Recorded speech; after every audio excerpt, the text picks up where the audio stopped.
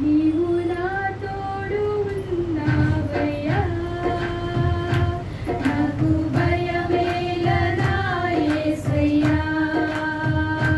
నీవు నాలోనే ఉన్నావయ్యా, నాకు దిగులేలనా యేసయ్యా. నీవు నా తోడు ఉన్నావయ్యా, నాకు భయమేలనా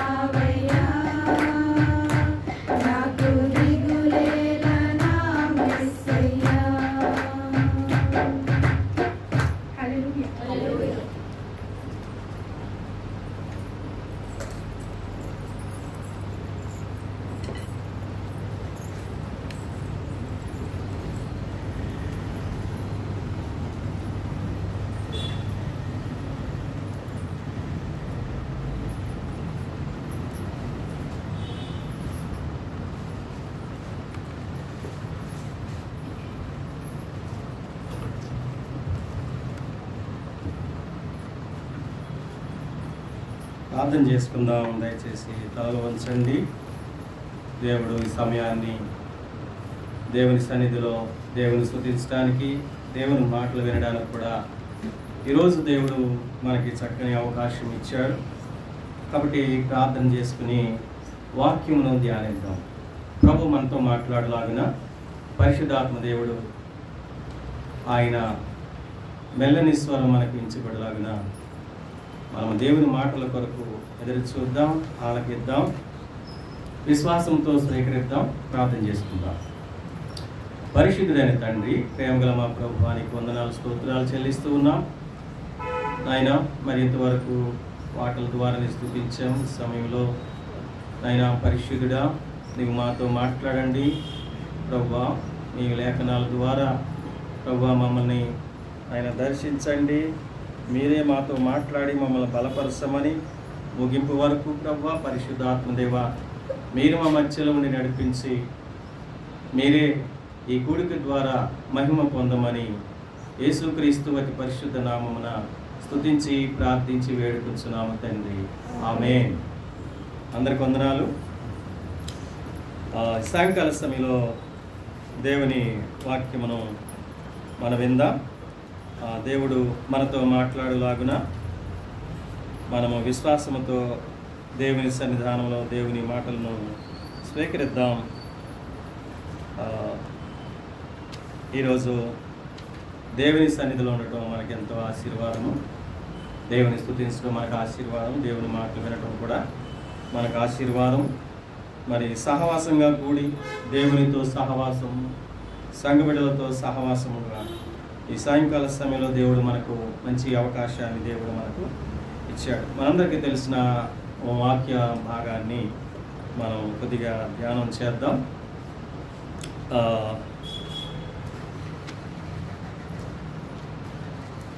దేవుని దయయందును మనుషుల దయయందును ఏం చేయమన్నాడు దేవుడు?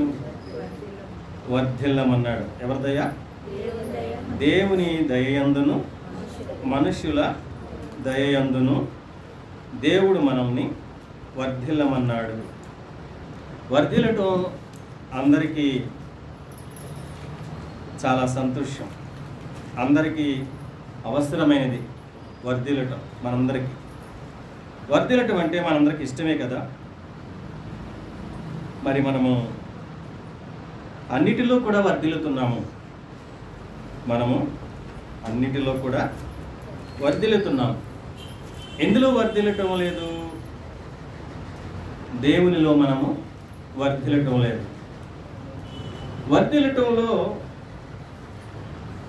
మనకు దేవుని దయ ఉంటేనే కానీ వర్ధిల్లటం అనేది అసాధ్యం.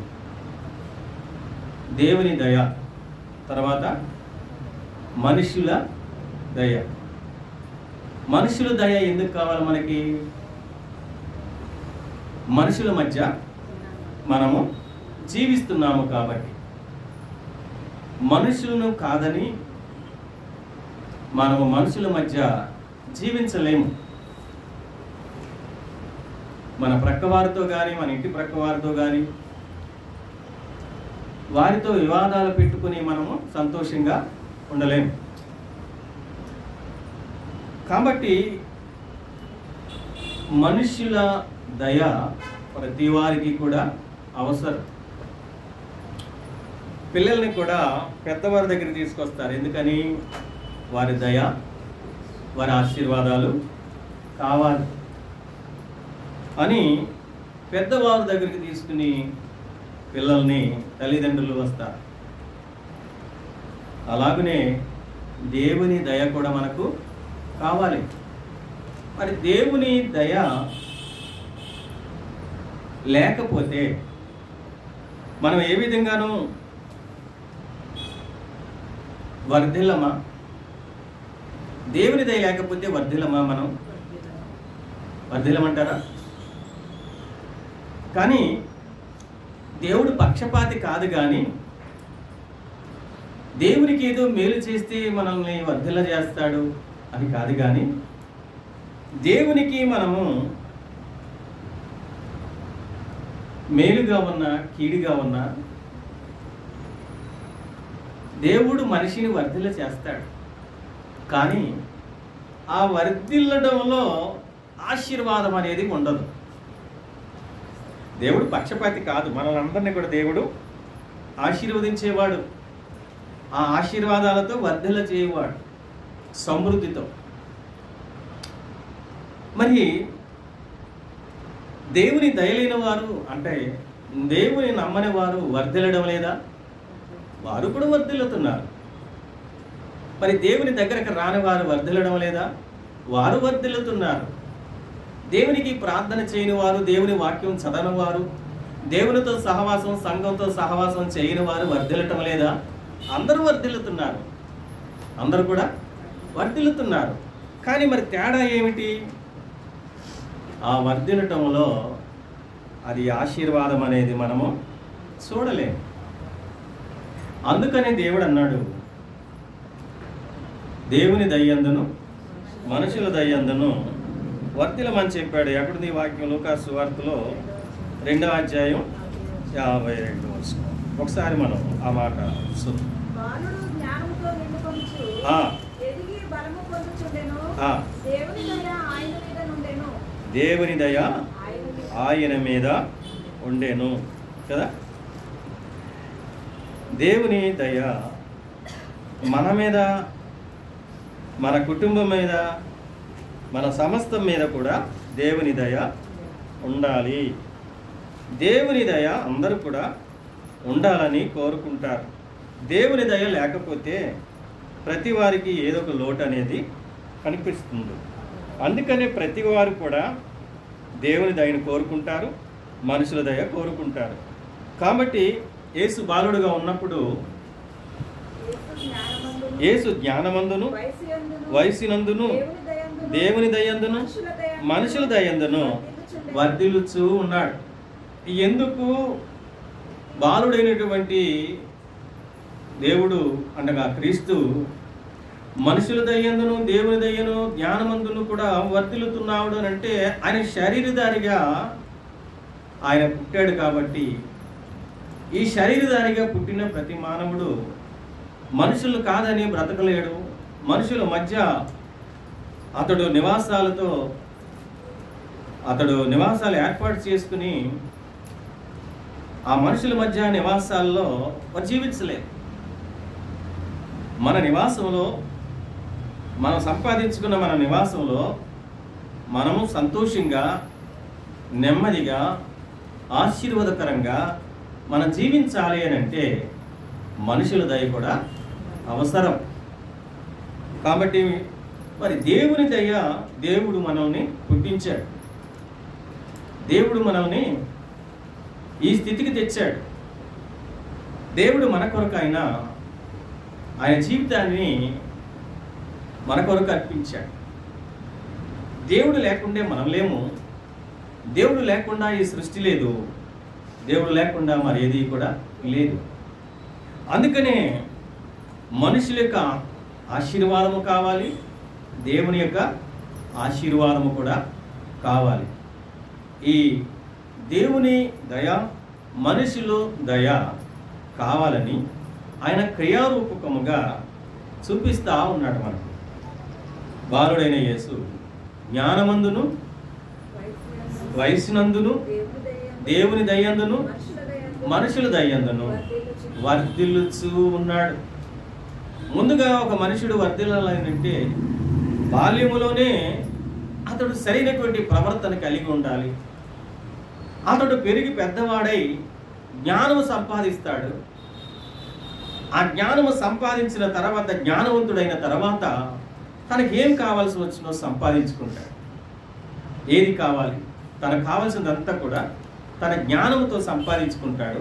ఆ జ్ఞానముతో సంపాదించుకున్న దాన్ని దేవుని దగ్గర అతడు పెట్టినప్పుడు దాన్ని వర్ధిల్ల చేస్తూ ఉంటాడు. దేవుని కాదని మనం వర్ధిల్లలేము, దేవుని కాదని మనము బ్రతకలేము. సమస్తము దేవునితోనే మనము జీవించగలం, దేవునితోనే మనము వర్ధిల్లగలం. కాబట్టి కీర్తనకారుడు కూడా సెలవిస్తాడు. 136వ కీర్తనలో ఏమంటాడు అంటే, 136వ కీర్తన చూడండి ఆ మాట. కీర్తనకారుడు యెహోవా దయాళుడు, ఏమంటున్నాడు? దేవుడు ఎవరంటున్నాడు? దయాళుడు, ఈ కీర్తన ద్వారా దేవుని స్తుతిస్తున్నాడు.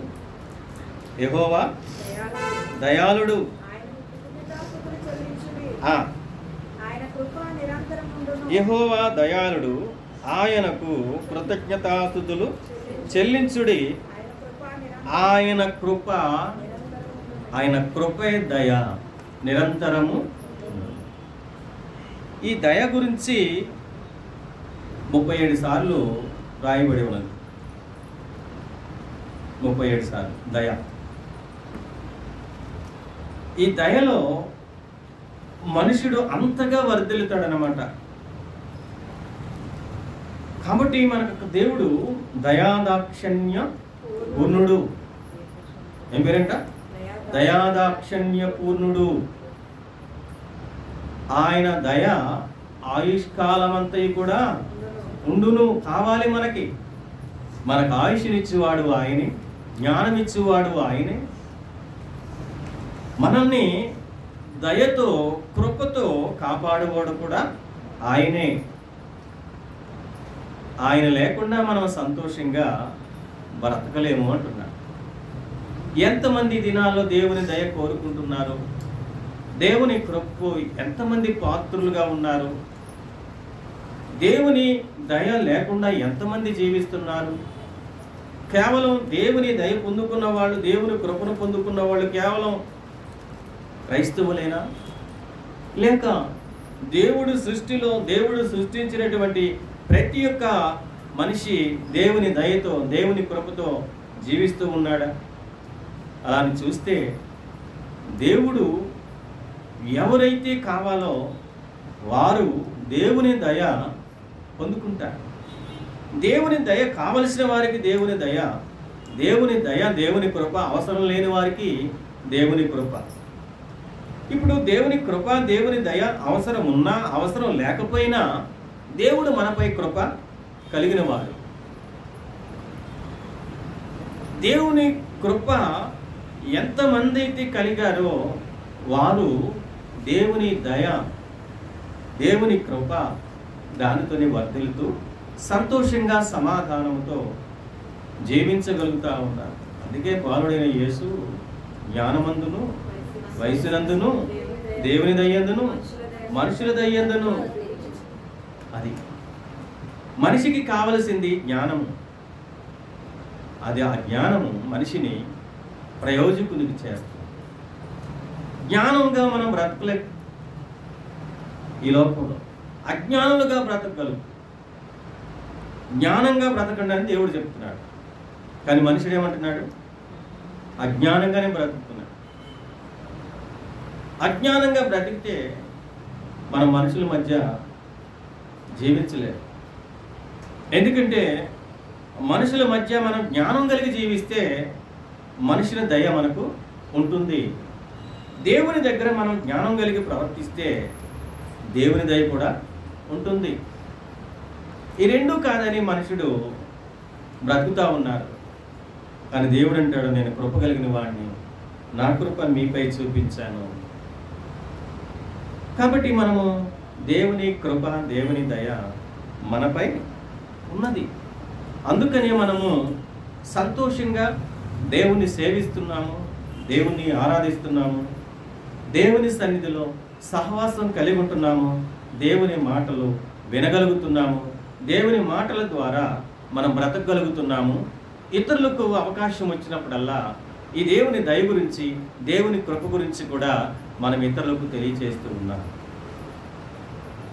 మనకే విధంగా దేవుని కృప దేవుని దయ మనం పొందుకున్నామో అదే దేవుని దయ దేవుని కృప మనం ఇతరులకు కూడా ఆ దేవుడు ఇచ్చేవాడు అని మనము పరిచయం చేయాలి వారికి.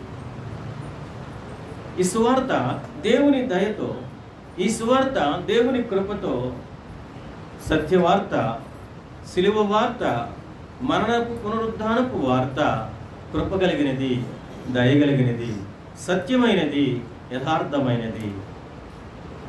ఆయనలో సత్యం ఉన్నది, యథార్థత ఉన్నది, కృప ఉన్నది, దయ ఉన్నది. అతి దేవుణ్ణి మనం ఈరోజు కలిగి ఉండటం మనం ఎంతో ధన్యులమండి. మనము ధన్యులం.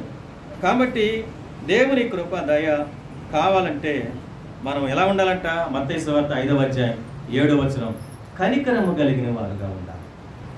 దేవుని కృప, దేవుని దయ మనకి కావాలి అంటే ఎలా ఉండాలి? మనము కనికరము కలిగి ఉండాలి. మత్తయి సువార్తలో ధన్యతల గురించి చెప్తూ, కనికరము వారు ధన్యులు, వారు కనికరము పొందుతారు. కనికరము, దేవుని కనికరము కలిగిన వారు ధన్యులు, వారు కనికరించబడతారు. కనికరముగా జీవించకపోతే దేవుని ఎదుట మనము కనికరించబడలేము. దేవుని ఎదుట దేవుని చేత కనికరించబడలేము. అందుకే మనము దేవుని కనికరము కలిగి జీవించాలి. దేవుని ఎదుట మంచివారుగా జీవించాలి. దేవుని ఎదుట మనం భక్తిగా జీవించాలి. దేవుని ఎదుట మన విశ్వాసముగా జీవించాలి. కాబట్టి దేవుడు మనకు ఈ శ్రేష్టమైనటువంటి లేఖనాల ద్వారా అనుదినము కూడా మనల్ని నడిపిస్తూ ఉన్నాడు. కాబట్టి కనికరము గలవారు ధన్యులు, వారు కనికరించబడుదురు. నువ్వు ఎప్పుడైతే దేవుని దృష్టిలో, మనుషుల దృష్టిలో దయను కృపను పొందుకొని ఈ భూమి మీద కనికరము కలిగి మనుషుల మధ్య జీవిస్తావో దేవుడు నిన్ను కూడా కనికరిస్తూ ఉంటాడు. అలాంటి కనికరము కలిగిన వారికి ఈ కనికరము దేవుని ద్వారా కావాలి అని అంటే ఈ భూమి మీద మనం ఎలా ఉండాలి? కనికరము కలిగి బ్రతకాలంటే ఈ భూమి మీద ఎలా బ్రతకాలి? దయ కలిగి బ్రతకాలి. దేవుని దయ, దేవుని కృప ఈ మనుషుడికి చాలా అవసరం అండి. మనం భూమి మీద బ్రతుకుతున్నాం కాబట్టి మనము ఒకరి పట్ల ఒకరు మనము కనికరించుకుంటూ ఉండాలి. లేకపోతే మన విశ్వాస యాత్రను కడ వరకు ముగించలేదు. ఇంకొకటి అంటాడు కదా, యాకోబు రాసిన పత్రికలో 2వ అధ్యాయము 13వ వచనంలో ఒక మాట రాస్తాడు. యాకోబు రాసిన పత్రికలో 2వ అధ్యాయము 13వ వచనంలో ఒక మాట చూడండి. కనికరము చూపనివాడు కనికరము లేని తీర్పు పొందుతాడు. నువ్వు కనికరముగా జీవించకపోతే నువ్వు ఎలాగ కనికరించబడతావు? ఎలాగ నేను కనికరిస్తారు? ఏమంటాడు యాకోబు రాసిన పత్రికలో? కనికరము చూపనివాడు కనికరము లేని తీర్పే. నువ్వు చేసే ప్రతిదీ కూడా కనికరించబడకపోతే దేవుడు కనికరము లేని తీర్పే పొందుతావు. అలాంటి జీవితానికి ప్రయోజనం ఏముంది? మనం బ్రతికినంతకాలం కనికరించబడుతూ బ్రతకాలి. అప్పుడు దేవుడు మనల్ని కనికరిస్తాడు. ఏదో అంటారు కదా, ఏంటి నా మీద కనికరించవట్లేదు, ఈయన ఇంత అంటామా లేదా? మనం కనికరించబట్టలేదు, నా మీద కనికరం చూపట్లేదు ఏంటి అని అంటాం మనం. మరి మనము కనికరించకపోతే వాళ్ళు ఎలా కనికరిస్తారు మనల్ని? మనల్ని బట్టే కదా, మనల్ని బట్టే. మనం దయగలిగి ఉంటే, మనం కనికరించబడితే మనల్ని కూడా కనికరిస్తారు. మనం కఠినంగా ఉంటే వాళ్ళను కఠినంగానే ఉంటారు. ఈ కఠినత్వం మన ఆత్మీయ జీవితానికి అది దేవుని కృప నుండి దూరం చేయొచ్చు, లేక దేవుని దయ నుండి దూరం చేయొచ్చు, లేక దేవుని కనికరం నుండి కూడా దూరం చేయొచ్చు. ఆ చేయబడితే మనిషిని దయ నుండి కూడా దూరం కావచ్చు, మనుషుని కనికరం నుండి కూడా మనము దూరం కావచ్చు. అదే అన్నాడు, కనికరించకపోతే కనికరించబడలేము. మనం చేసే దాన్ని బట్టే మనకు ప్రతిఫలము ఉంటుంది. కాబట్టి ఇక్కడ కనికరమును కోరుకోవాలి తప్ప మరొక కఠినముగా మన ప్రవర్తన, మన జీవితము ఉండకూడదు అన్నట్టు. కనికరమును చూపనివాడు కనికరము లేని తీర్పు కనికరము లేని తీర్పే పొందుతాడు. అటు జీవితంలో దేవుడు మనల్ని పెట్టలేదు. కనికరము పొందే తీర్పు మనం కలిగి ఉండాలి. కాబట్టి ఇక్కడ మీకా రాసిన 6వ అధ్యాయము 8వ వచనంలో మరొక మాట అక్కడ మనం చూస్తూ ఉంటాం. మీకా 6వ అధ్యాయము 8వ వచనంలో చూడండి. మీ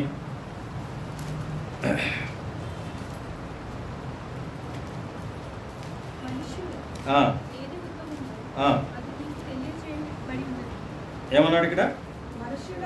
మనుష్యుడా ఏది ఉత్తమము అది నీకు తెలియజేయబడి ఉన్నది. మనము ఎలా ఉత్తమముగా ఉండాలో, మనకు ఈ లోకంలో ఏది ఉత్తమమో అది మనకు తెలియచేయబడింది. ఎవరి ద్వారా? దేవుని ద్వారానే మనకు తెలియచేయబడింది. మీకా రాస్తున్నాడు. ఏమన్నాడమ్మా? ఓ మనుషుడా ఏది ఉత్తమము అది నీకు తెలియచేయబడి ఉన్నది. మనకు తెలియజేయబడలేదు కదా, తెలియజేయబడే ఉంది. మనకు దేవుడు తెలియచేశాడు. మనకు దేవుడు తెలియచేశాడు ఏది ఉత్తమమో, ఏది మంచిదో, ఏది శ్రేష్టమైనదో అదంతా కూడా దేవుడు మనకు తెలియచేశాడు. ఏది ఉత్తమమో దానిని మనము చేయాలి. ఏది ఉత్తమము దేవుడు మన నుంచి కోరుకుంటున్నాడు? న్యాయముగా నడుచుకొనుటయు కనికరమును ప్రేమించుటయు. ఎలా ఉండాలన్నాడు?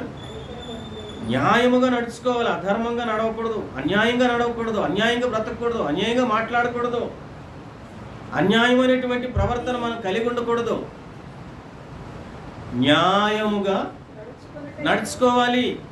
నీ నడత న్యాయముగా ఉండాలి. మనుషుల దృష్టిలో, దేవుని దృష్టిలో. నీవు అన్యాయస్తుడు కాకూడదు, మనుషుల దృష్టిలో, దేవుని దృష్టిలో. కనికరము ప్రేమించుటయు దేన మనస్సు కలిగి నీ దేవుని ఎదుట ప్రవర్తించాలి. ఇంకేం కావాలన్నాడు? కనికరము ప్రేమించుటయు దేన మనస్సు కలిగి నీ దేవుని ఎదుట. మనము దుర్మార్గంగా దేవుని ఎదుట ప్రవర్తించకూడదు, జీవించకూడదు. అతి దుర్మార్గము జీవితం మనకు ఇవ్వలేదు. అంత కఠినమైన జీవితం కూడా మనకు దేవుడు ఇవ్వలేదు. కాబట్టి మనము దేన్ని ప్రేమించమన్నాడు? కనికరమును ప్రేమించు. తర్వాత ఏమన్నాడు? దేన మనస్సు కలిగి నీ దేవుని ఎదుట అన్నాడు. నువ్వే దేవుని నమ్ముకున్నావో, సజీవుడైన దేవుడు క్రీస్తుగా నీవు అంగీకరించావో, నీ పాపముల కొరకు ఆయన శిలువ త్యాగమును చేశాడని నువ్వు ఎప్పుడైతే నమ్మావో, విశ్వసించావో, ఆ దేవుని నీవు కనికరము కలిగి. తర్వాత కనికరమును ప్రేమించు.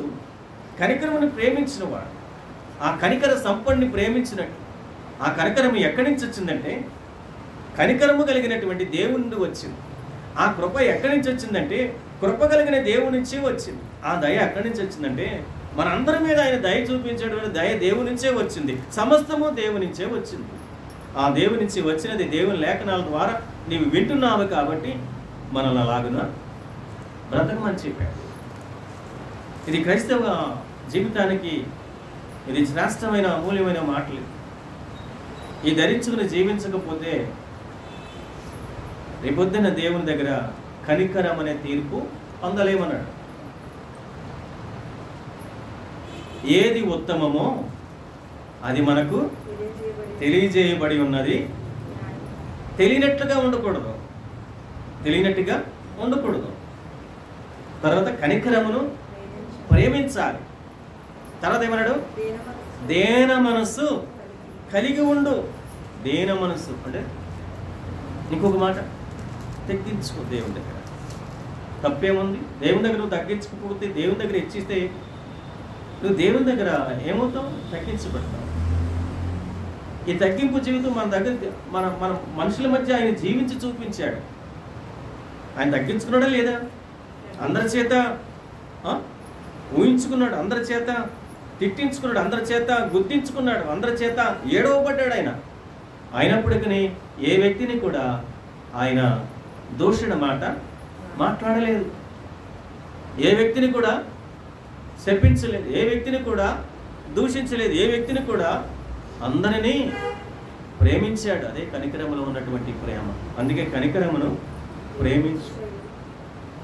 మన దేవుడు కనికర సంపన్నుడు కాబట్టి ఆయన ప్రేమతోనే మనల్ని ప్రేమించాడు. కాబట్టి ఆ కనికర సంపన్నుడైనటువంటి ప్రేమను మనము కలిగి ఆయన ప్రేమిస్తూ ఈ లోకంలో మనం కూడా ప్రేమ కలిగి బ్రతకాలి తప్ప కోపంతోనో, ద్వేషంతోనో, అసూయతోనో, కక్షతోనో, భేదాలతోనో బ్రతకూడదు. ఇది మనిషి ఆరోగ్యానికి కూడా మంచిది కాదు. మనిషి ఆరోగ్యానికి కూడా మంచిది కాదు. మనిషి ఆరోగ్యంగా ఉండాలి అని అంటే చక్కగా దేవుని ద్వారా ప్రశాంతతను కలిగి జీవించాలి. దేవుని పిల్లలకు కోపం కానీ, ద్వేషం కానీ, అసూయ కానీ, కక్షలు కానీ, భేదాలు కానీ ఇవన్నీ ఏమి కలిగి ఉండకూడదు. అవి మనలో నివసించకూడదు, అవి మనలో నివసించకూడదు అన్నాడు. కాబట్టి మనం ఎలా ఉండాలంటే కనికరమును ప్రేమించాలి, దేన మనస్సు కలిగి ఉండాలి. దేన మనస్సు కలిగి ఉండాలి. అసలు నువ్వు దేన మనస్సు కలిగి ఉన్నావు అని అంటే ఆ దేవుని నిన్ను చూడాలి, ఆ దేవుణ్ణి నీలో చూడాలి. నిన్ను చూడగానే ఆ దేవుడు గుర్తు రావాలి. ఎవరైనా సజీవుడైన దేవుడు యేసుక్రీస్తు దయగలిగిన వాడు, కనికరము కలిగిన వాడు, ప్రేమ కలిగిన వాడు, దేన మనస్సు కలిగిన వాడు. ఆయన నువ్వు కలిగి ఉన్నావు కాబట్టి ఆయన నీతో చెప్పినట్టు జీవించాలి, ఆయన నీతో చెప్పినట్టు జీవించాలి. అయితే ఈ కనికరము కలిగిన వారికి, దయగలిగిన వారికి, దేన మనస్సు కలిగిన వారికి మన జీవితంలో ఏముండకూడదో హెబ్రీ రాసిన పత్రిక 12వ అధ్యాయము 12-15 చూడండి. హెబ్రీ రాసిన పత్రికలో మీలో ఎవడైనాను దేవుని కృపను పొందకుండా తప్పిపోనేమో అని చూడండి. దేవుని కృప పొందకుండా మనం ఎవరైనా తప్పినట్లయితే కారణం ఏంటో చెప్తున్నాడు అక్కడ. మీలో చేదైన వేరు అంటున్నాడు. ఏం వేరు ఇది? చేదైన వేరు. అంటే వేరులో రకాలు కూడా ఉన్నట్టున్నాయి. ఏం వేరు అంటే ఇది? చేదైన వేరు. ఎక్కడుందంట? మీలో ఉండకుండా చూసుకోవాలి. చేదైన వేరు. ఎవరైనా చెప్పగలరా ఈ వేరు నాదో లేదని? ఈ వేరు నాలో లేదని ఎవరైనా చెప్పగలరా? చేదైన వేరు మనలో ఉందేమో. ఏమన్నాడు?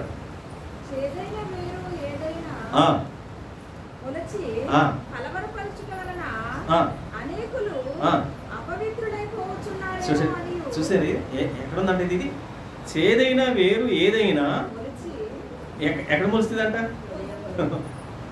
మన హృదయంలోనే మొలుస్తుంది. ఎక్కడ మొలుస్తుంది? మన హృదయం, మనలోనే మొలుస్తుంది. అది ఎక్కడ మొలవదు, అది మనలోనే మొలుస్తుంది. అది మొలవటానికి స్థానం మన హృదయమే. మన హృదయమే ఆ చేదైన వేరు అనేది బలంగా ఎదగటానికి అనువైన ప్లేస్ ఏందంట? హృదయం. ఒక విత్తనం మొలకెత్తాలి అని అంటే భూమి కావాలి. ఒక వేరు బలంగా ఎదగాలి అని అంటే భూమి కావాలి. అయితే ఇది ఎక్కడంటది? ఏం విత్తనం అంటది? ఏం వేరు అంటది? చేదైన వేరు ఎక్కడుందంట? మన హృదయంలోనే వస్తుందంట. మరి ఈ చేదైన వేరు మనలో ఉంటే గనక మన హృదయం ఏమవుతుంది? కలవరపడుతుంది. ఈ చేదైన వేరు ఏం చేస్తుంది? కలవరపరుస్తుంది మిమ్మల్ని. అందుకే పౌలు అంటాడు కలవర మీ హృదయాలు కలవరపడ నీయకుడి. ఏం చేయమన్నాడు? నిబ్బరంగా మన హృదయాన్ని కలవరపడనీయకూడదు. కలవరపరిచేవాడెవడు? సాతాను. సాతానుకి ఎందుకు అవకాశం ఇచ్చి మనం కలవరపడి మన హృదయం నుంచి చేదైన వేరు మొలిపించుకొని వాడి చేత కలవరపడి భయాలు పెట్టుకొని బాధలు పడేదానికంటే ఈ చేదైన వేరు మొలకెత్తకోకుండానే దాన్ని చంపేయచ్చుగా, హృదయంలో నుండి తీసివేయచ్చుగా. అలాంటి వేరును హృదయంలో అది మొలకెత్తుకోకుండా దాన్ని చెయ్యాలిగా, మొలకెత్తకుండా చెయ్యాలిగా. మనం చూసారా, ఈ చేదైన వేరు దేనిని డ్యామేజ్ చేస్తుంది?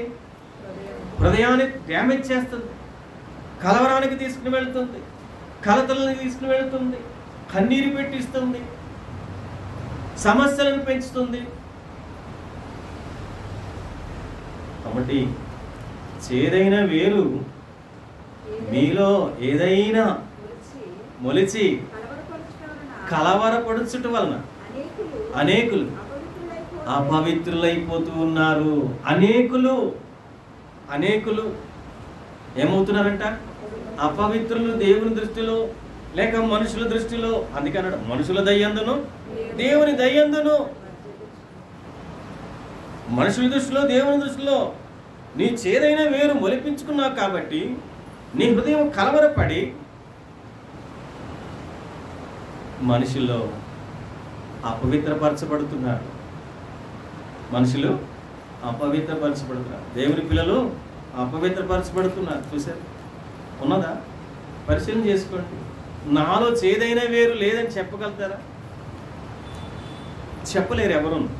మరి దేవుని పిల్లలు అలాగే ఎందుకు ఉండాలి? ఎందుకు మొలిపించుకోవాలి చేదైన వేర్లు? ఎందుకు మొలిపించుకున్న చేదైన వేర్ల చేత హృదయాన్ని డ్యామేజ్ చేసుకుని బాధపడి, ఎందుకు కలవరపడి కలతలు చెంది కన్నీళ్ళు పెట్టుకొని ఏడ్చి ఎందుకు మనకి ఇదంత జీవితం? ఈ బ్రతికెందుకు? భరించలేక నేను బ్రతకలేనవటం, చావే మంచిది. ఎవరు తెచ్చుకుంటారంటే ఇవన్నీ? ఈ చేదైన వేరు నీ జీవితాన్ని పాడు చేస్తుంది.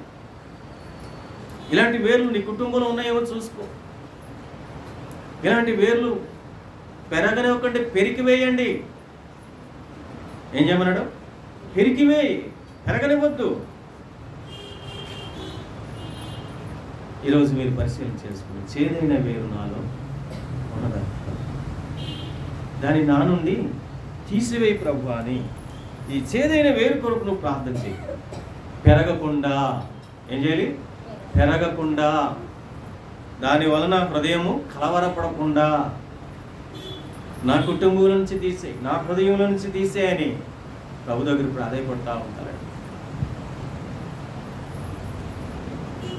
అలా చేస్తేనే ప్రభువు అలాంటి సైతాన్ని వేరు నుంచి తీసేస్తాడు. సైతాన్ని వేరు నుంచి అది ఏ వేరు? అది చేదైన వేరు. ఆత్మీయతను పాడు చేసేది, కలవరాన్ని తెచ్చేది, కన్నీళ్లు పెట్టించేది, జీవితాన్ని పాడు చేసేది, తప్పుదారులకు తీసుకెళ్లేది ఈ సాతాను అనే వేరు. ఏం చేయాలంట? తీసేయాలి, వేళ్లతో సహా దాన్ని తీసివేయాలి. పెరగనివ్వద్దు. హెబ్రీయులకు రాస్తా ఉంటున్నాడు అపోస్తలుడైన పౌలు, చేదైన వేరు మిమ్మల్ని కలవరపరుస్తుంది, మీ హృదయాన్ని డ్యామేజ్ చేస్తుంది. మీ హృదయం అపవిత్రపడితే కనుక అది దేవుని నివాసమేగా. మీ హృదయము దేవుని మందిరమే కదా.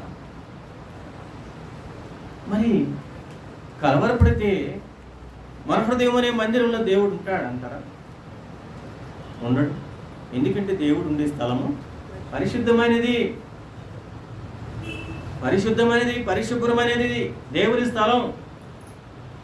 ఆ దేవుని స్థలాన్ని మనం పాడు చేయొచ్చా? ఈ హృదయము సరిచేసుకో. ఈ చేదైన వేరు, సాతాను వేరును మొలకెత్తుకోకుండానే దాన్ని ఏం చేయాలి? పెరికివేయి. పెరికి వేయి. మొలకెత్తనివ్వకండి. ఏం చేయాలి? మొలకెత్తనివ్వకండి. ఎందుకంటే దయను కోల్పోతాం, కృపను కోల్పోతాం, కనికరమును కోల్పోతాం, జ్ఞానాన్ని కోల్పోతాం, దేవుని దయను కోల్పోతాం, మనుషుల దయను కోల్పోతాం. దేనివలన?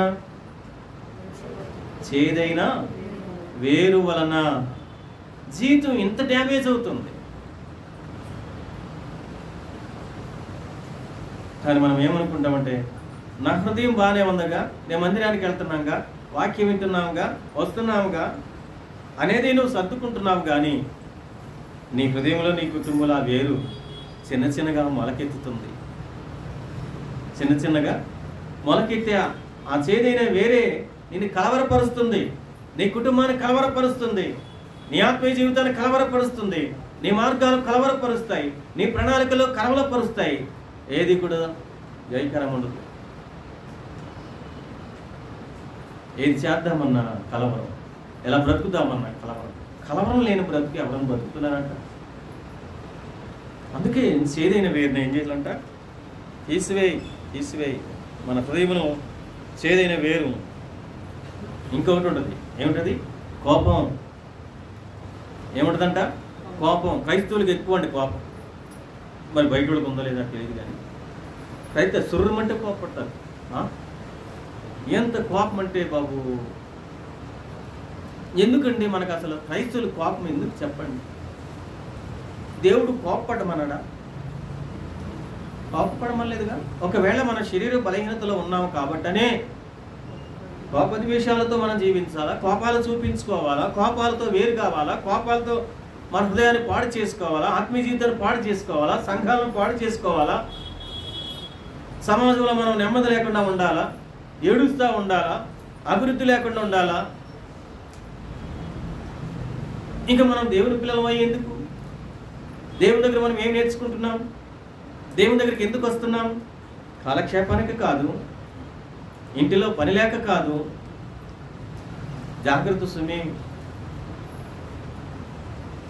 ఇంకో వేరేంటంట? ఏం వేరది? కోపం అనే వేరు. కోపం అనే వేరు. ఈ కోపం ఏం చేస్తుంది తెలుసా? ఎప్పుడు తీరుతుంది తెలుసా? ఎదుటివాడిని డ్యామేజ్ చేసినప్పుడు ఈ కోపము తీరుతుంది మనకి. ఎదుటివాడిని ఎప్పుడు తీరుతుందంటే ఈ కోపం, మనకున్న కోపం ఎదుటివాడిని పగరూపంలో తీర్చుకుంటుంది. ఏంటది? కోపం.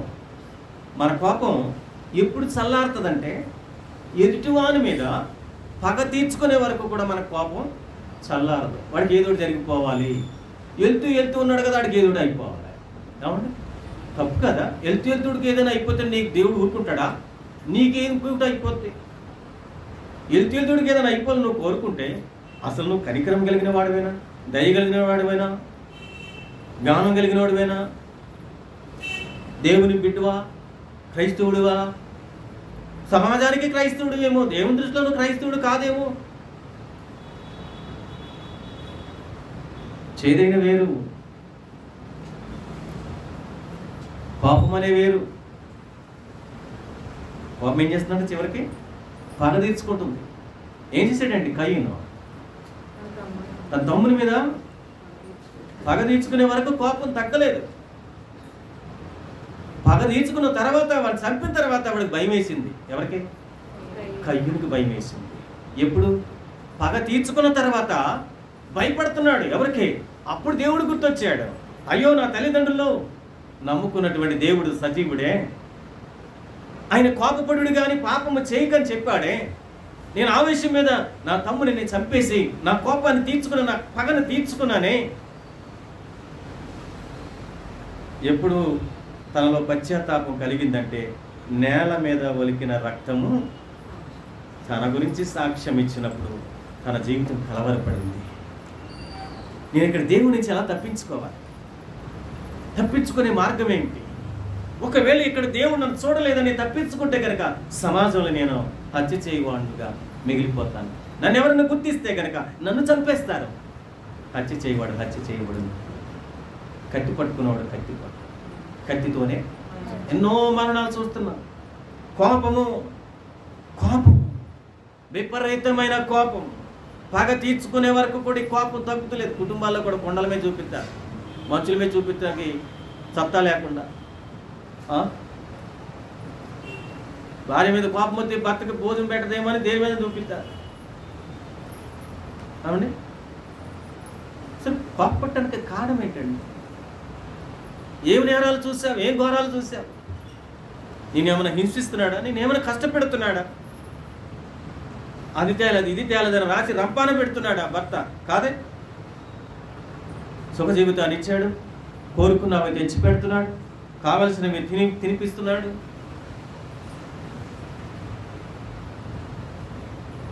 ఆహ్లాదకరమైన వాతావరణంలో తిప్పుతున్నాడు. ఇంకా ఏమిటి? ఇంకేం తక్కువ వచ్చింది? ఒకవేళ మీరు అనుకోవచ్చు, నా భర్త అలాంటి వాడు కాదు. ఒకవేళ నువ్వు అలా అనుకుంటే కనుక, నీ భర్త అలాంటి వాడు కాదని అనుకుంటే కనుక, నీ భర్త కొరకు ప్రార్థించి చూడు, మోకరించి. మార్పు రాబోతుంది. చేదైన వేరు ఉండదు, కోపం అనే వేరు ఉండదు, కలవరి మనస్తత్వాలు ఉండవు. కలవరి నీ జీవితాన్ని వదిలి వెళ్ళిపోతుంది. నీ హృదయం బాగవుతుంది. ఎప్పుడైతే చేదైన వేరు వెళ్ళిపోయిందో, ఎప్పుడైతే కోపమని, పగమని, ద్వేషమని, కక్ష అనేది వెళ్ళిపోయిందో వేరు, నీ జీవితం సంతోషంగానే ఉంటుంది, నీ జీవితం సమాధానంగానే ఉంటుంది. అన్యోన్య జీవితం జీవిస్తారు కుటుంబం అంతా. మన హృదయంలో కపటం ఏం చేస్తుంది? కోపం ఏం చేస్తుంది? పగ తీర్చుకుంటుంది. అవునా లేదా? తీర్చుకుంటుందా? అలాంటి ఉన్నారా కోపిష్టి? ఉన్నారు లేదా? లేదని చెప్పగలరా? చెప్పలేరు. ఎవరు కూడా చెప్పలేరండి. వాక్యాలు చదివేసేవాడు, పాటలు పాడేసేవాడు, సాక్ష్యాలు ఇచ్చేవాడు, చేదైన వేరు లేకుండానే ఉన్నారా? అయినా ప్రభు భరిస్తా ఉన్నాడు, దయ చూపిస్తున్నాడు, ప్రభు చూపిస్తున్నాడు, కనికరిస్తున్నాడు, అన్నీ కావలిస్తే ఇస్తున్నాడు. మన ప్రభు దీర్ఘశాంతుడు, కృపా. అందుకే మనుషుల దయ్యందను, దేవుని దయ్యందను ఆయన వర్తిల్లి మనకు ఆయన జీవితాన్ని చూపించాడు మాదిరిగా. మనం ఉండకపోతే ఎలా?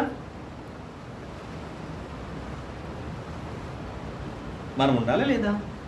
ఎఫెసీయులకు రాసిన పత్రిక 4వ అధ్యాయము 26, 27 వచనాలు. ఎఫెసీయులకు రాసిన పత్రిక 4వ అధ్యాయం 26, 27 వచనాలు. త్వరగా ముగిస్తాను, త్వరగా తీయాలి. ఏమన్నాడు? కోపపడండి. పడద్దనడా? దేవుడు పడద్దనడా?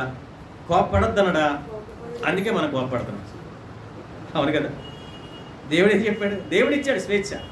ఏమన్నాడు? కోపపడండి. మనుషులు కాబట్టి కోపపడండి, కోపం ఉంటుంది అనేది ఎక్కడికి వెళ్ళకూడదు? పాపానికి వెళ్ళకూడదు. తమ్ముని మీద కోపం ఏంటండి? తమ్ముడు ఏ నేరం చేశాడు కోపపడుతున్నారు? ఎందుకు పగ పెంచుకున్నాడు? ఎందుకు పగ తీరే వరకు కూడా అన్న కోపము చల్లారలే. మనం కూడా కయ్యనిలా ఉండకూడదు. ఎలా ఉండాలన్నా? హేబేలు కదా, కయ్యను కోపిష్టి, మోక్కపు మనస్తత్వం కలిగాడు. కోపము పగ తీర్చుకున్నాడు. మనం అలా చేయకూడదు.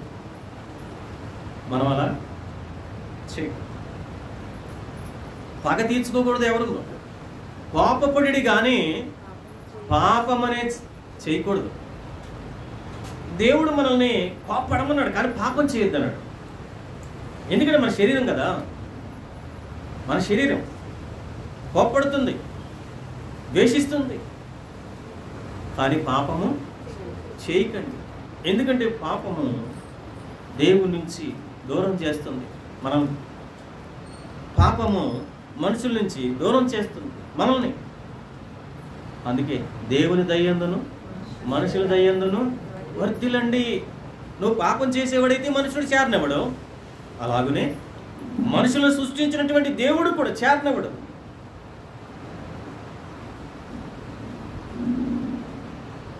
అందుకే ఆయన మనుషుల దయ్యందును దేవుని దయ్యందును జ్ఞానమందును వయసునందును వర్ధిల్లుచూ ఉన్నాడండి. ఎవరిని కాదనలేదు. సిలువ దగ్గర అంతమంది పిచ్చి కుక్కల్లాగా ఆయన్ని కొట్టేస్తున్నారు. అయినా ఎవరిని ఏమీ అనలేదు. ఆయన ఆజ్ఞ ఇస్తే చాలు సర్వం అక్కడ ఏమవుతుంది? లయమైపోతుంది. దేవుని ఉగ్రత పాలైపోతుంది. కానీ ఎంత కనికర సంపన్నుడో చూడండి, ఎంత కృప కలిగిన వాడో చూడండి, ఎంత దయ కలిగిన వాడో చూడండి. ఆయన కొడుతున్న వారిని క్షమించమని తండ్రిని వేడుకున్నాడు. కోపపడలేదండి ఆయన. అసలు మనం చిన్నదానికి కోపపడతాం కానీ ఆయన ప్రాణం తీసేస్తున్నా ఆయన కోపపడలేదండి. ఆయన ప్రాణం తీసేస్తున్నారు, పొడి చేస్తున్నారు, కొళ్ళబొడి చేస్తున్నారు, రక్తం బయటికి లాగేస్తున్నారు, రక్తం తాగేవాళ్ళు ఉన్నారు. ఎక్కడ? సిలువ దగ్గర రక్తం తాగేవాళ్ళు ఉన్నారు. పిచ్చి కుక్కల స్వభావం కలిగిన వాళ్ళు ఉన్నారు. మానవత్వాన్ని కోల్పోయిన వాళ్ళు ఉన్నారు. దైవ కుమారుని చిత్రహింసలు చేస్తూ ఉన్నారు. కనికరము లేదు వాళ్ళకండి. అయినా కనికరము చూపించాడు. దయ లేకుండా ఉన్నారండి వాళ్ళు. అయినా దయ చూపించాడు సిలువలో. ఎవరిని ఏమాట అనలేదండి. అందుకే ఆయన దేవుడండి, ప్రేమ కలిగిన వాడు, అందరినీ ప్రేమించేవాడు, శత్రువునైనా ప్రేమించి. మనకెందుకండి పగలో ద్వేషాలు, ఆస్తి? ఎంతకాలం జీవిస్తామండి పగలతోటి, ద్వేషాలతో ఎంతకాలం జీవిస్తాం? ఈ కోపం, ఈ పగ మనిషిని చంపటమేనా? ఇదేనా దైవత్వం, మానవత్వం? మానవుడు దైవత్వం కోరుకున్న మానవుడు దైవత్వం దగ్గర నేర్చుకునేది పగ ద్వేషాలతో చంపుకునే వాటికైనా? దేవుని నమ్ముకోవటం, మనం దేవుని ఆరాధించుకోవటం, మనిషిని మనం గౌరవించాలి, మనిషిని ప్రేమించాలి.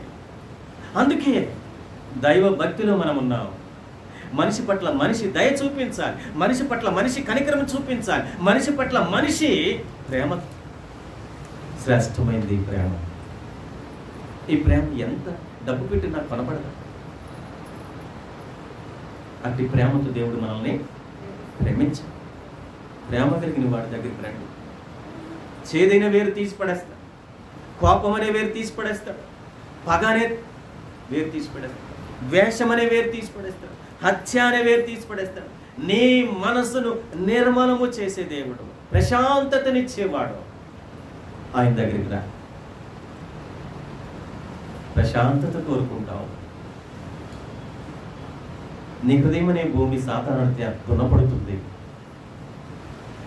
ఆ దున్నబడిన ఆ హృదయంలో చేదైన వేర్లు, కోపం అనే వేర్లు, వేషం అనే వేర్లు, హత్య అనే వేర్లు మొలుస్తున్నాయి.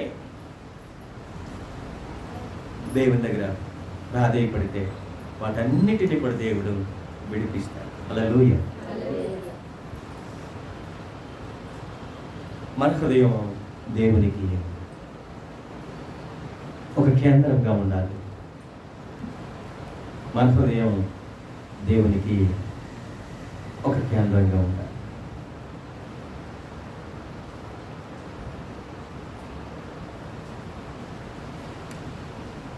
అది మొదటిది. రెండవది, మనము పరిచారకులుగా ఉండాలి. మొదటిది, ఒకరి ఎడల ఒకరు దయ కలిగి జీవించాలి. రెండవది, మనము పరిచారకులముగా ఉండాలి. మొదటిది, ఒకరినొకరము ఏం చేయాలి? ప్రేమించు. ఒకరినొకరు మనము ఒకరి ఎడల ఒకరు దయ కలిగి ఉండాలి. మొదటిది. రెండవది, మనము పరిచారకులముగా ఎలా ఉండాలి? పరిచారకులముగా అంటే పరిచర్య చేసేవారముగా. ఎవరికి పరిచర్య చేస్తాం? దేవునికి పరిచర్య చేయాలి. పరిచారకులం. మనం ఏం చేయాలి? పరిచారకులం. మనం దేవుని సేవ చేసేవారము. దేవుడు సేవ చేయించుకోవటానికి వచ్చాడా? సేవ చేయటానికి వచ్చాడా?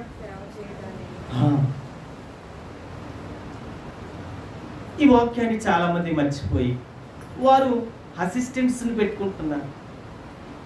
బాటిల్ మోసేవాడు ఒకడు, బైబిల్ మోసేవాడు ఒకడు. సత్యం జరుగుతుందండి ఇది. బోధకులకు బైబిల్ ఒకడు మోయాలి, వాటర్ బాటిల్ ఒకటి తెచ్చి పెట్టాలి, మళ్ళీ బోధించి వచ్చిన తర్వాత ఈ మోసుకు రావాలి. ఏందండి దేవుడికి లేనిది? ఏమంటారు? నడమంత్రం సిరియాని అంటారు దీన్ని. యేసుప్రభు ఏమైనా నీకు చెప్పాడా ఇలాగా?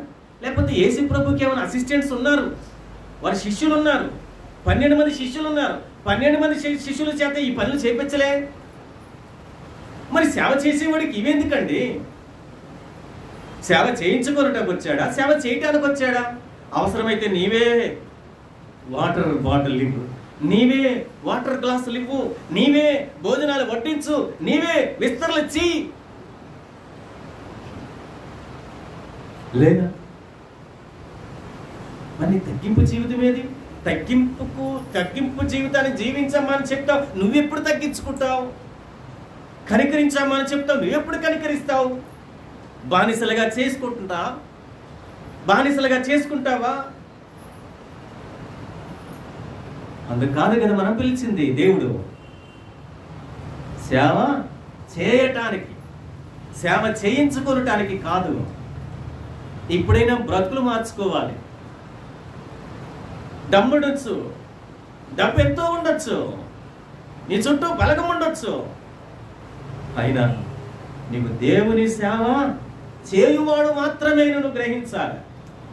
మనందరం ఎవరండి? పరిచారకులు. అంటే పరిచారకులు వేరు, సేవకులు వేరు అని అంటే దేవుని పని చేసేవారు అంతే. వరాలు ఇవ్వబడ్డాయి, వరాలు ఉన్నాయి, కానీ మనందరం ఒక లెక్క చెప్పుకోవాలంటే, ఒక మాట చెప్పుకోవాలంటే మనందరం ఎవరం? పరిచారకులు, దేవుని పని చేసేవారము. దేవుడే పాదాలు కడిగాడండి. దేవుడే పాదాలు కడిగాడు. దేవుడు పాదాలు కడిగాడండి. ఎప్పుడు కడుగుతావు నువ్వు? కడిగితే వద్దంటున్నారు.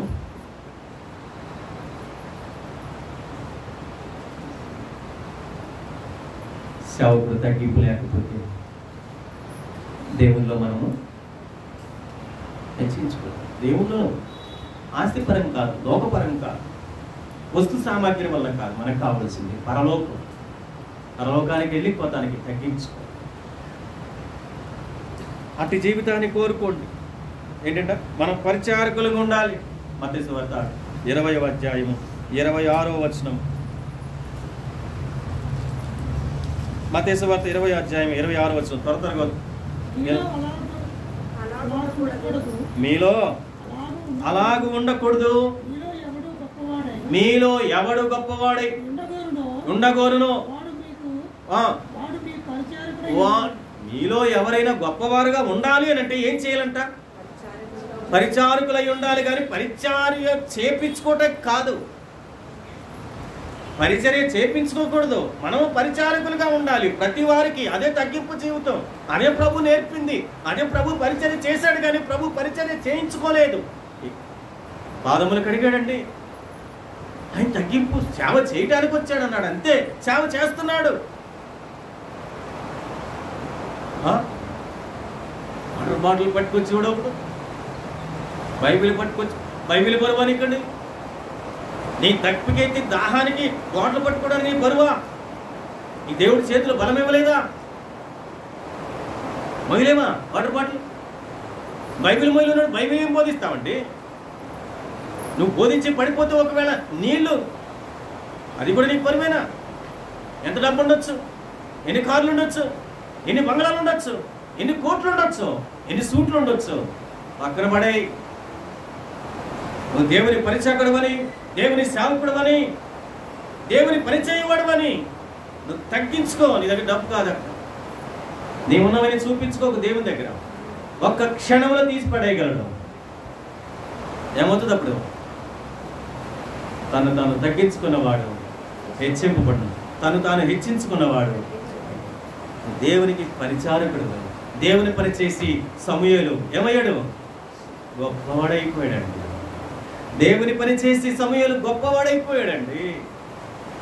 దేవుని పని చేసి, దేవుని పని చేయించుకుని గొప్పవాడు కాదు నువ్వు. దేవుని పని చేసి గొప్పవాడు అవ్వాలి. రెండవది ఏంటండి? పరిచారకులుగా మనము ఉండాలి. రోమ 16:3 రోమిలకు రాసిన పత్రిక 16వ అధ్యాయం 3వ వచనం. నేను ముగిస్తున్నాను. క్రీస్తు యేసునందు ఆ, నా జతపని వారైన క్రిస్టియన్లకును ఆ, అప్పులకును నా వందనములు చెప్పుడి. నా వందనములు చెప్పుడి. వారు నా ప్రాణముకు ఆ, నా ప్రాణము కొరకు తమ ప్రాణములను నా ప్రాణము కొరకు వారి ప్రాణములను ఇచ్చుటకైనను వారికి వందనాలు చెప్పండి.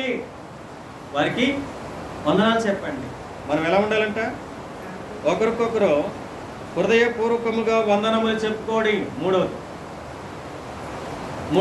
మరియు మూడవది ఒకరికొకరు హృదయపూర్వకంగా వందనాలు చెప్పుకోండి. ఒకరికొకరు చెప్పుకుంటారు.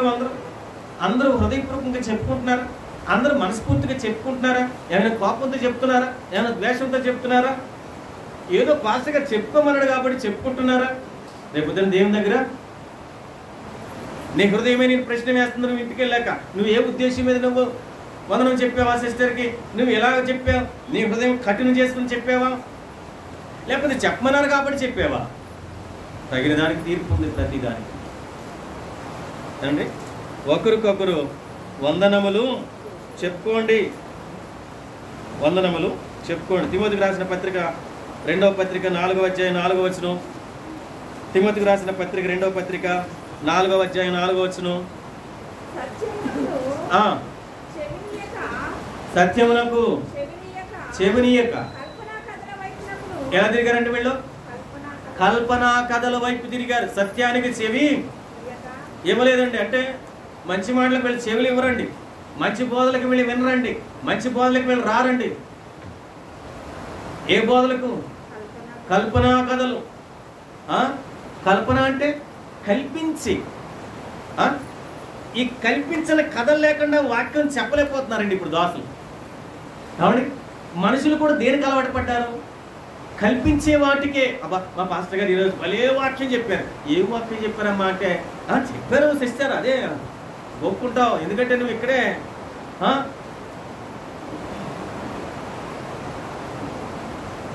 భలే వాక్యం చెప్పాడంటావు. ఏం వాక్యం చెప్పాడంటే మళ్ళా అది చెప్పలే. ఎందుకంటే వెళ్ళిపోతుంది, ఇలా వెళ్ళిపోతుంది, ఇందులోకి వెళ్ళిపోతుంటే అందులోకి వెళ్ళిపోతుంది. బయట నుంచి ఇందులోకి వస్తుంది, బాగానే వస్తుంది, కానీ ఇందులోకి వెళ్ళిపోతుంది, అందరికి వెళ్ళిపోతున్నారు. 2 చెవులకి బురుందేమో. ఏం చేయాలంట? ఇదిగో వినాలి, గ్రహించాలి, వినాలి, పాటించాలి. హల్లెలూయా. స్వరంగం ఉందని పంపించేది దేవుడు ముందే తెలుసు, అందుకే 2 స్వరంగాలు పెట్టలేదు. వినాలి, గ్రహించాలి, ఆ హృదయపూర్వకం పాటించాలి. దాన్ని ఏం చెప్పాలండి? తిమోతికి ఏం రాస్తున్నాడు పౌలు గారు? సత్యమునకు చెవినీయక కల్పనా కథల వైపు తిరుగు కాలము వచ్చేసింది. దేవుడు చెప్పినట్టు వచ్చేసింది. పౌలు గారు చెప్పినట్టు వచ్చేసింది. తిమోతికి బోధిస్తున్నాడు, యవనస్తుడా జాగ్రత్తగా ఉండు, తొందరగా నువ్వు ఇలాంటి వాటికి అలవాటు చేసుకోకు, బోధించకు. దీనివల్ల నీకు ప్రయోజనము లేదు, నీకు తీర్పు ఉండదు, చెడ్డ తీర్పే. నువ్వేది బోధిస్తావో నీకు అది తీర్పు ఉంది, సంఘానికి తీర్పు ఉంది. నువ్వు కల్పనా కథలు బోధిస్తే కనుక నీవు ఇద్దరు కలిసి ఎందులోకి వెళ్తారు? అందులోకి వెళ్తారు. నువ్వు బోధించే బోధలు సత్యమైనవైతే సంఘము సత్యముతో నిలబడుతుంది. సత్యం ఎవరు? దేవుడే. ఆ నిలబడిన సంఘము, సేవకుడు ఎక్కడ నిలబడతారు? చివరికి పరలోకములో దేవుని ఎదుట. హల్లెలూయా. కల్పనా కథల వైపు నువ్వు తిరగకు, నువ్వు నేర్చుకోకు, నువ్వు అభ్యాసించుకో. ఉన్నది ఉన్నట్టుగా సత్యమైన బోధ, కల్పనా కథలు విడిచిపెట్టు, కల్పించే కథలు విడిచిపెట్టు, చెప్పొద్దు. ఏమన్నాడు? కల్పనా కథల వైపు తిరుగు కాలము వచ్చును. జాగ్రత్తగా ఉండు తిమోతి. దేవుడి ఈరోజు మనల్ని హెచ్చరిస్తూ ఉన్నాడు. అలాంటి బోధలకు నువ్వు చెవి ఒగ్గకు, అలాంటి బోధలకు నువ్వు వెళ్ళకు. ఎవరేమి చెప్పినా అలాంటి బోధలను వినకు. కల్పనా కథల వైపు నీవు అసలు చెవి ఒగ్గకు. బైబిల్లో ఉన్న ఆ సత్యమైనటువంటి బోధ నిన్ను సత్యంలోనికి నడిపిస్తుంది. అదే అన్నాడు, నేనే మార్గము, నేనే సత్యము, నేనే జీవము. ఆయన ద్వారానే మనము పరలోకంలో ఉంటాం. అట్టి వాక్యాన్ని మనందరం కోరుకుంటాం. సిలువను సహించింది ఇందుకే, సిలువ మార్గమును చూపించింది ఇందుకే. సిలువను సహించాడు, ఆయన మార్గం చూపించాడు. ఆ మార్గంలో తండ్రి యొద్దకు వస్తారు. ఆ మార్గాన్ని తప్పితే నరకానికి వెళతారు. అది మీకు బోధించలేదు తిమోతి, అది బోధించకు. సత్యమైన బోధ బోధించు. ఆ సత్యమైన బోధే పరలోకమనే బోధ. ఆ సత్యమైన బోధే పరలోకమును సిద్ధపరిచినటువంటి ఆ పరమ తండ్రి బోధ. అదే బోధించు తిమోతి. అలాంటి బోధలకు మనము కూడా సమయాన్ని ఇద్దాం. మనము విందాం, గ్రహిద్దాం, జీవిద్దాం, జీవింపచేద్దాం. యేసు ప్రభు సిలువలో మన కొరకు రక్తం కాచి, మన కొరకు చనిపోయి, సమాధి చేయబడి, 3వ దినాన తిరిగి లేచి ఆయన రాజ్యానికి వెళదాం. ఆయనతో ఉందాం. ఏం చేయాలి మనము? దేవుని దయ్యందను, మనుషుల దయ్యందను వర్తిల్లాలి. కనికరమును ప్రేమించాలి. ఇంకేం కలిగి ఉండాలి? దీన మనసు కలిగి ఉండాలి. ఇంకేముండాలి? తగ్గించుకోవాలి.